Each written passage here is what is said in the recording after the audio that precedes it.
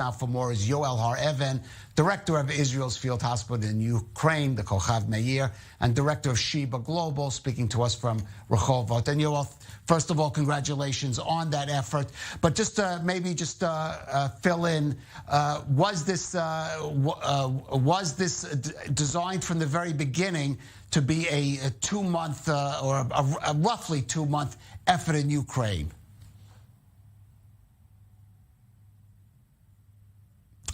I'm sorry, Yoel, do you hear me? I was asking you if the timeline, this was intended from the beginning for this period of roughly 2 months.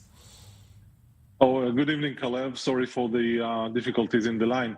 Actually, yes, the government of the State of Israel set the time for 6 weeks, and approximately after 6 weeks, this, I will say, Chapter A of the mission was ended, and now we are entering Chapter B of the mission. What's Chapter B, Yoel? So Chapter B will be mostly rely on capacity building for the locals, nurses and physicians. We will move faster with accepting wounded casualties and not just patients from there to be treated at Sheba and other hospitals. And we will focusing mainly on training and education. Right. Let me ask you, what was the toughest challenge in the hospital being there on site? So I think the most toughest and problematic issue was to be exposed to those stories, and we work close to them, and on a daily basis we're exposed to horrible stories and situation that as a human being, as a person, as a caregiver, you cannot stand still and move to the other book. Right. Give us a sense of how you feel Ukrainian civilians are coping. You saw them in the worst situations, the ones who have been impacted, injured even by this conflict.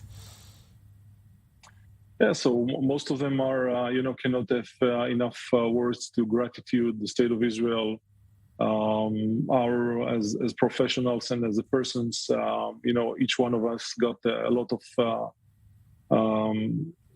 supporting words. Some of them at the end of the medical encounter shake your hand, some of them giving you a hug. But all of them are full with gratitude to the State of Israel that sent us to be with them and to give them a small hope of, a light in the darkness that surrounding them. Right.